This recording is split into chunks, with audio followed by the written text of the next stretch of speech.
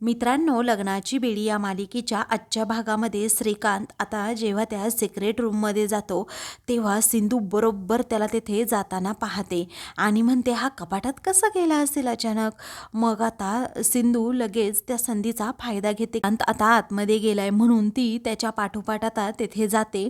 इकडे मामा हे आता लगेच राणीकडे येतात आणि तिला म्हणतात की राघव विरोधात पुरावे मिळाले आहेत, लवकरात लवकर त्याला फाशीची शिक्षा होणारच. इकडे सिंधू ही वासुदेवाचं रूप घेऊन आता जेव्हा त्या घरात आलेली असते तेव्हा आता तिने डोक्यावर अशी मोरपिसांची टोपी सुद्धा घातलेली असते, म्हणून ती टोपी आता ती काढून ठेवते आणि श्रीकांत ज्या सिक्रेट रूममध्ये गेला आहे ना त्या कपाटामध्ये तेथून आतमध्ये जात. तेव्हा तिला आता समजतं की कपाटाच्या आतमध्ये अजून एक दार आहे. नक्की या दाराच्या आत काय आहे हे तिला आता पाहायचं असतं. इकडे श्रीकांत आतमध्ये म्हणत असतो की मधू, तुला एक गोष्ट सांगतोय, लवकरात लवकर आता केस मला उभी करायचीच आहे आणि ती राहणारच आहे. तेव्हा मधूला आता प्रचंड आनंद झालेला असतो की राघव सिंधूला अद्दल घडणारच. तर सिंधू आता त्या पडद्याच्या आडून सगळं काही बघत असते.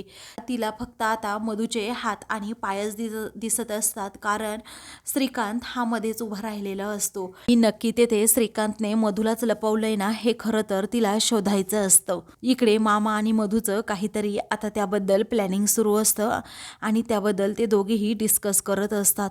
त्यामुळे आता हातवारे वगैरे करून आता मधू बोलत असते. तेच पाहून आता सिंधू ही अगदी निरखून तिच्याकडे पाहू लागते. तर इकडे आता एक घरातील नोकर हा चहा घेऊन तिकडे चाललेला असतो. मग आता सिंधूला याबद्दल अजिबात खबर नसते. तर दुसरीकडे आता श्रीकांत म्हणतो की मधू, तुला अजून एक सांगतोय, बरं झालं हे कानातले सापडले, नाहीतर आपल्या विरोधात त्यांनी हा बरोबर पुरावा गोळा केला होताच.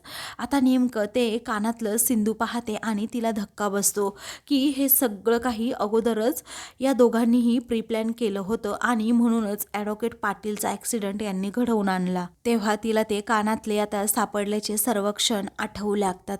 तेव्हा तिला आता समजतं याचा अर्थ ही बाई म्हणजे मधूचा. सर्व गोष्टी एक एक करून क्लिक होऊ लागतात. तिला आता खूप मोठा धक्का बसलेला असतो.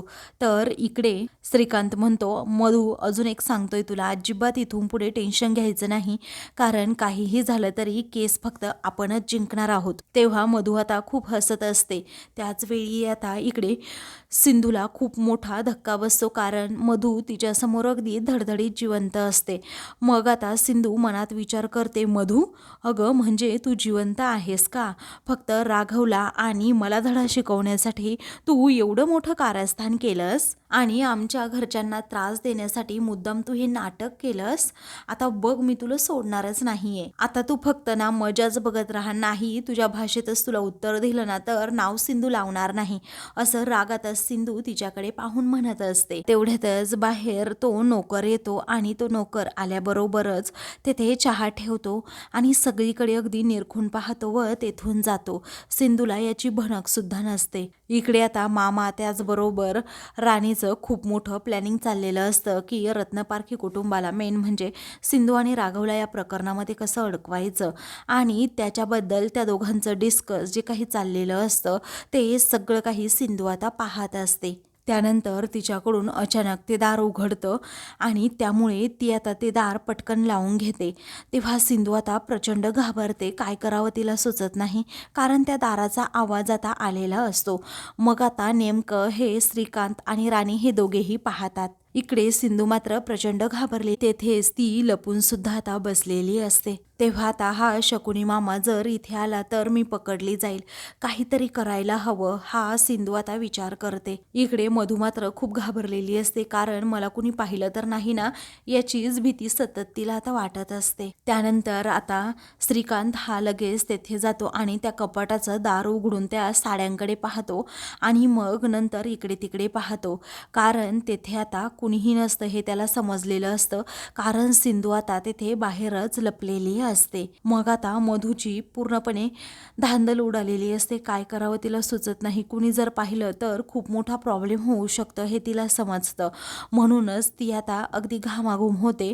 तेव्हा आता लगेच श्रीकांत विचारतो, मधू अगं तू एवढा कसला विचार करतेयस? मधू म्हणते, मामा मला एक गोष्ट सांगायची आहे. तेव्हा काय?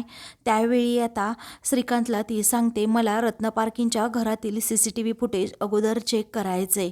तेव्हा आता कर चेक बाई, असं म्हणून आता श्रीकांत तिला चेक करायला सांगतो. तर जेव्हा ती ते CCTV फुटेज आता चेक करते तेव्हा तिला समजतं की सिंधू तर सकाळीच आता घराबाहेर पडली आहे आणि अजूनसुद्धा घरी आलेली नाही आहे. पुढे आता मधू म्हणते, मामा अहो याचा अर्थ तुला समजतोय का? कारण सिंधू घरी नाही आहे म्हटल्यावर डेफिनेटली इथेच येऊन गेली आहे ती. तेव्हा श्रीकांत म्हणतो, नाही ग, ती कशाला येईल इथे? मी सकाळपासून तर इथेच आहे. फक्त सकाळपासून तो वासुदेव आला आणि निघून गेला. तेव्हा वासुदेव, असं मधू जोरात ओरडत. तेव्हा श्रीकांत म्हणतो, हो वासुदेव आला होता, त्यात काय एवढं? मग आता मधू म्हणते, मामा तुला कळतंय का? तिला आठवतं की सिंधू किती वेगवेगळी रूपं घेते हे मामाला अजून माहीत नाही.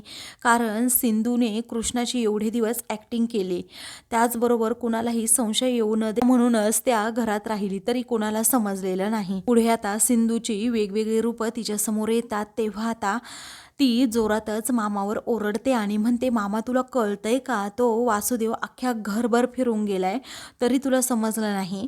मग आता वासुदेव तर आला होता, तुझं ना या बंद खोलीत राहून ना डोकंच काम करत नाहीये, असं मामा आता म्हणतो. ती म्हणते, मामा तसं नाहीये, अरे उलट इथे बंद खोलीत राहून विचार करायला जरा चांगला वेळ तरी मिळतोय. अरे तुला कळत का नाहीये? तो वासुदेव नव्हता, कारण वासुदेवाचं रूप घेऊन ती सिंधू इथे आली होती आणि तुला मूर्ख बनवून गेली आहे मामा, असं म्हणून आता ती श्रीकांतला खूप बोलते. तेव्हा श्रीकांत म्हणतो, नाही ग बाळा, नाही असं काही घडलं. मधू म्हणते, हो सिंधूच होती ती वासुदेवाच्या रूपात आलेली आणि तिने डेफिनेटली मला इथे पाहिलं असेल.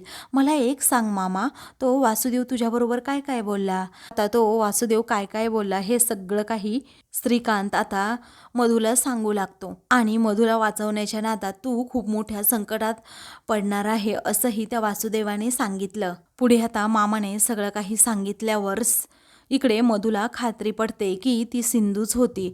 म्हणून ती आता म्हणते, सिंधूला समजलं आहे की मी जिवंत आहे, आता पहा ती मला कशी एक्सपोज करते ते. तेव्हा आता मामा म्हणतो, तिला काहीही कळू दे, पण ती तुला एक्सपोज करू शकत नाही. तेव्हा मधू रागातच विचारते, कसं काय मामा एक्सपोज करू शकत नाही, सांग ना आता. आता श्रीकांत म्हणतो की बघ आता हे प्रकरण कसं हँडल करायचं ना ते माझ्यावर सोपवतो, ही माझ्याच तावडीत सापडणार आहे, असं म्हणून श्रीकांत खूप चिडतो. असं म्हणून तो मधूला प्रॉमिस करतो, तू फक्त माझ्यावर विश्वास ठेव. तर आता मधू खूप टेन्शनमध्ये असते, काय करावं तिला सुचत नाही. दुसरीकडे आता इन्स्पेक्टर साहेब हे आपल्या केबिनमध्ये बसलेले असतात आणि फोनवर बोलत असतात. फोनवरचं बोलणं झाल्यानंतर आता ते हवालदार पाटील यांना म्हणतात की जा 2 चहा सांग पटकन तुझ्यासाठी आणि माझ्यासाठी. मग आता तो जेव्हा तेथून जातो तेव्हा सिंधू धावतच आता पोलीस स्टेशनमध्ये येते आणि तिथे आल्यानंतर इन्स्पेक्टर साहेबांना रिक्वेस्ट करते की मला राघवना भेटायचं आहे प्लीज एकदाच. तेव्हा आता भेटीची वेळ तर संपली आहे असं इन्स्पेक्टर साहेब म्हणतात. तेव्हा सिंधू म्हणते, खरंच खूप महत्त्वाचं काम आहे प्लीज. मग आता ते ठीक आहे असं म्हणतात आणि मी मीटिंग रूममध्ये त्यांना पाठवतो असंही सांगतात. त्यावेळी आता सिंधू पटकन तिकडे जाते. राघवला मीटिंग रूममध्ये पाठवण्यात येतं. तेव्हा सिंधू आता म्हणते की राघव, खूप महत्त्वाचा पुरावा आपल्या हाती लागलाय, ते म्हणजे मधू जिवंत आहे. तेव्हा राघवला प्रचंड धक्का बसतो. तो म्हणतो, हो म्हणजे आपला संशय खरा ठरला म्हणायचं. तिने हे फक्त मला अडकवण्यासाठी केलं होतं आणि तुला त्रास देण्यासाठी, बरोबर ना? मग आता सिंधू म्हणते, हो. आता म्हणतो की सिंधू बघ ना तूच, ही मधू कशी आहे. अगं राया गेल्यानंतर आपल्या घरच्यांनी तिला स्वतःच्या मुलीसारखं वागवलं आणि रुक्मिणी काकू तर तिची बाजू घेऊन भांडली आपल्याशी आणि तिने आता तर रुक्मिणी काकूंचा सुद्धा खूप मोठा विश्वासघात केलाय. पुढे तो म्हणत असतो की कसं आहे ना, मधू सेल्फिश होती हे मला चांगलं माहीत होतं, पण एवढ्या खालच्या थराला जाऊन वागेल असं कधी वाटलं नव्हतं ग. तेव्हा सिंधू आता म्हणते, जाऊ द्या राघव, आता तिच्याबद्दल चर्चा करण्यामध्ये काहीही आपलं घेणं देणं नाहीये. आता त्या मधूला तिच्याच जाळ्यात कसं अडकवता येईल ना याचा विचार आपण दोघेही आता करूयात. कारण ती जिवंत आहे हे सत्य जगासमोर आणलं पाहिजे, कोर्टासमोर आणलं पाहिजे, कारण तरच तुम्ही लवकरात लवकर बाहेर येऊ शकता. तेव्हा आता राघव म्हणतो, सिंधू तू अगदी बरोबर बोलतेस, कारण अगं तुला जर काही पुरावा सापडला नसता, त्याचबरोबर तुला संशय आला नसता, तर आमच्यासमोर जे काही घडतंय ना तेच खरं असं आम्ही मानत गेलो असतो. त्यावेळी आता सिंधू म्हणते, न बोलवलेला डॉक्टर, न बोलवलेली ॲम्ब्युलन्स, हे सगळं काही पाहिलं ना राघव, तेव्हाच मला खरंच हे सगळं विचित्र वाटत होतं आणि त्यामुळेच खूप मोठा संशयसुद्धा येत होता. आणि ह्या सगळ्या काही गोष्टी अशा विपरीत घडणं, त्याचबरोबर मधुने अशी एवढ्या वरून उडी टाकणं हे कधीही शक्य नाही हे मला माहीत होतं आणि म्हणूनच मला पूर्णपणे डाऊट आला होता. त्याचबरोबर ते जे कानातले सापडले होते ना, तेव्हा तर 100% खात्री झालीच होती. पण नेमकं सगळंच गणित बिघडलं. तर राघव म्हणतो, मधुला आता तिच्या बिळातून बाहेर काढण्याची वेळ आली आहे. सिंधू म्हणते, हो ना, माझ्या हातात आता कोणते पुरावे नाहीत, नाहीतर मी लगेच ते पोलीस स्टेशन समोर सादर केले असते आणि ते पुरावे असे सहजासहजी मिळणार सुद्धा नाहीत. तेव्हा राघव म्हणतो, बट डोंट वरी, आपण यामध्ये कमिशनर साहेबांना इन्व्हॉल्व करू. ते जर आपल्याबरोबर असतील तर या गोष्टी खूप सोप्या होतील आपल्यासाठी. कोर्टामध्ये केस उभी राहण्या अगोदर जर आपण सिद्ध करू शकलो की मधु ही जिवंत आहे, तर तसे पुरावे आपण जर कोर्टामध्ये सबमिट केले तर आपल्याला कोर्टात जावं लागणारच नाही. तेव्हा सिंधू म्हणते, राघव तुम्ही काळजी करू नका, कारण मी तुमच्या बरोबर आहे आणि मधु जिवंत आहे याचा पुरावा लवकरात लवकर मी मिळवेनच आणि तुम्हाला लवकरात लवकर बाहेर सुद्धा काढेन. मधुने खूप मोठी रिस्क घेऊन शेवटी सत्य शोधलेलंच असतं. त्यामुळे आता राघव तिच्यावर अजूनच इम्प्रेस होतो आणि तो तिचे हात हातात घेतो आणि म्हणतो, आय एम व्हेरी इम्प्रेस्ड, कारण सिंधू मला खूप अभिमान आहे, तू माझी लाईफ पार्टनर आहेस, तू अगदी सुखदुःखात माझ्या सोबत असते, कधीही माझ्यावर संकट येऊ देतच नाही आणि संकट आलं तरीही तू सर्व संकट स्वतःवर झेलतेस. मला खरंच तुझं खूप कौतुक वाटतं सिंधू, असं म्हणून तो भरभरून तिचं कौतुक करतो. त्यानंतर राघव अजून एक ॲडवाईस तिला देतो, हे बघ, तू मधुला खूप छान प्रकारे टॅकल करू शकते, परंतु ती मधु आहे ना, ती खूप धूर्त आहे. काहीही करताना please be alert and be careful, असं म्हणून तो तिला सजेशन देतो की मधुला एवढं हलक्यात घेऊ नको. तो श्रीकांत कसा आहे ना ते मला चांगल्या प्रकारे माहीत आहे, त्याचे रेकॉर्ड एवढे काहीही बरोबर नाही, कारण असं व्हायला नको की आपण काय करतोय ना याचा संशय तिला आला आणि तिने आपला डाव हा आपल्यावरच उलटव. सिंधू म्हणते, काळजी करू नका राघव, काहीही झालं तरी लवकरात लवकर मी तुम्हाला बाहेर काढेन आणि त्या मधुला लवकरात लवकर तुरुंगात टाकेन. तेव्हा राघव म्हणतो, आय नो, ते मला माहीत आहे, तुझ्याबरोबर आता तुझ्या सोबतीला नसलो तरीही माझा तुला पूर्णपणे सर्व गोष्टींसाठी सपोर्ट असेल. तेव्हा आता सिंधू राघव हे दोघेही पुढे काय करायचं याचं प्लॅनिंग करतात आणि मग सिंधू जरा बाहेर येते. त्याचवेळी दुसरीकडे घरात सर्वजणी बसलेल्या असतात. तेव्हा आता सिंधूचा फोन आल्यामुळे राजश्री सर्वांना त्याबद्दल सांगते की सिंधूचा फोन आहे.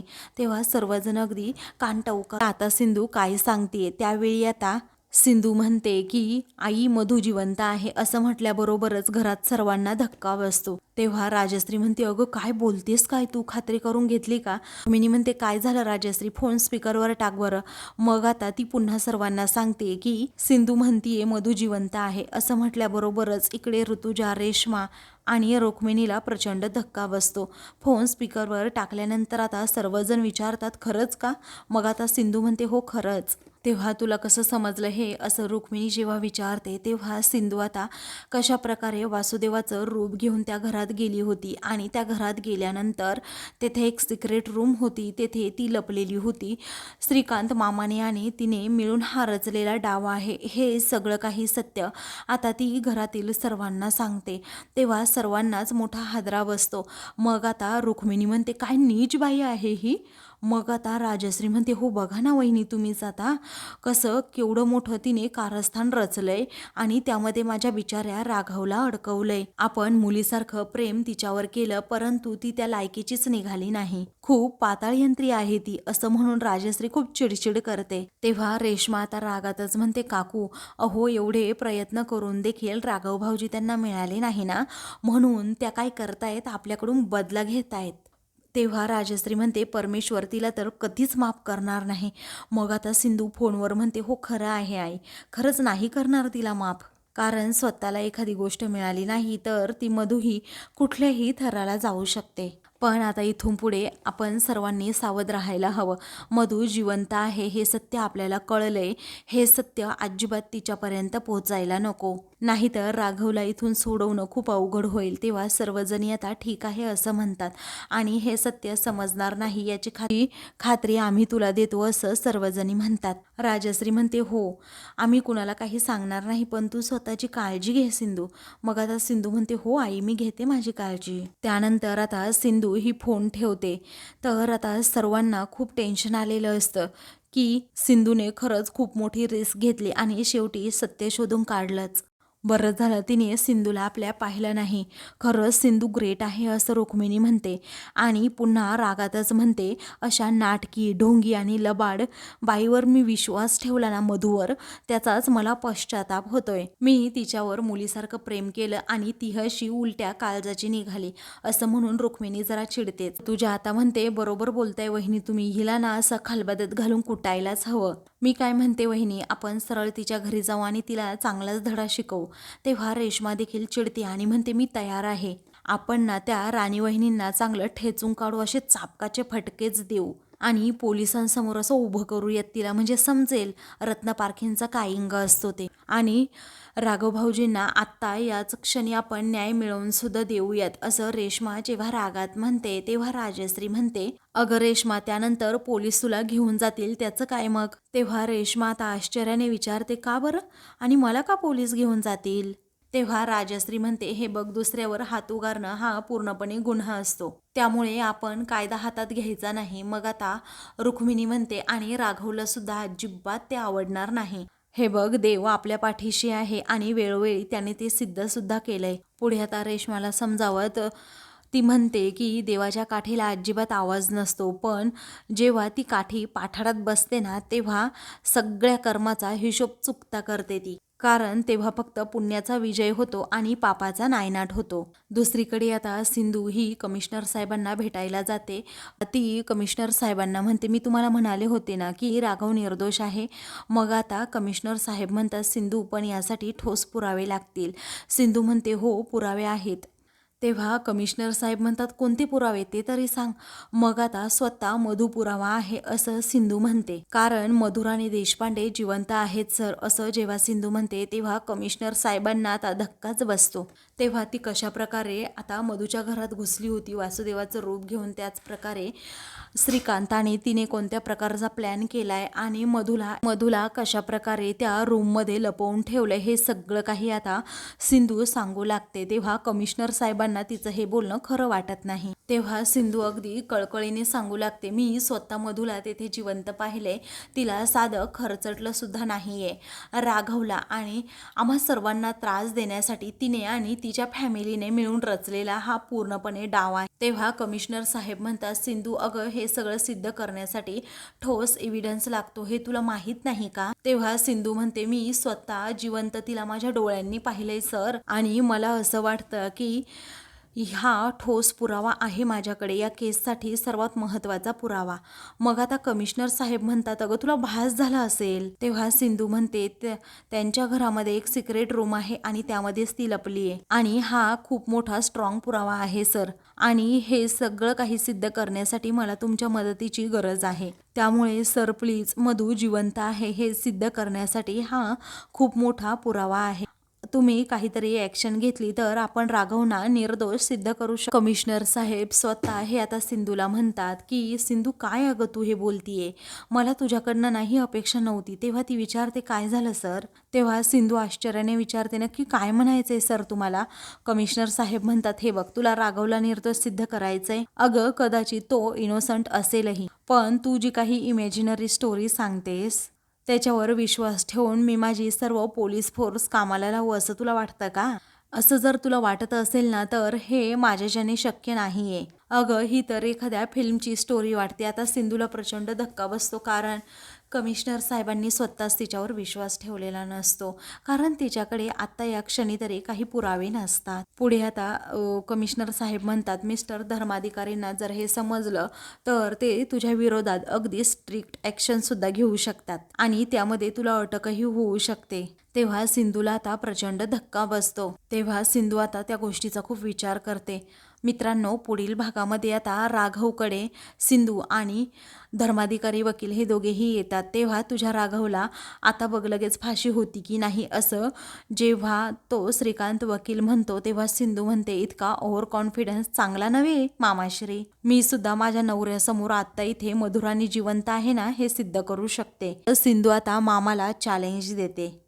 त्यानंतर सिंधू आता तेथून जाते. त्यावेळी राघव म्हणतो, सिंधूला चॅलेंज देऊन तुम्ही खूप मोठी चूक केली आहे. त्यावेळी मामा म्हणतो की असल्या 56 सिंधू मी पाहिल्या आहेत. तेव्हा रागातच राघव म्हणतो, बाकीच्या 56 लोकांबरोबर माझ्या सिंधूची तुलना तर तुम्ही करूच नका, कारण माझी सिंधू ही वाघीण आहे आणि ती तुला फाडून खाणारच, कारण ती जे बोलते ना ते करून दाखवते. अशाच मालिकेंचे पुढील भाग पाहण्यासाठी चॅनलला सबस्क्राईब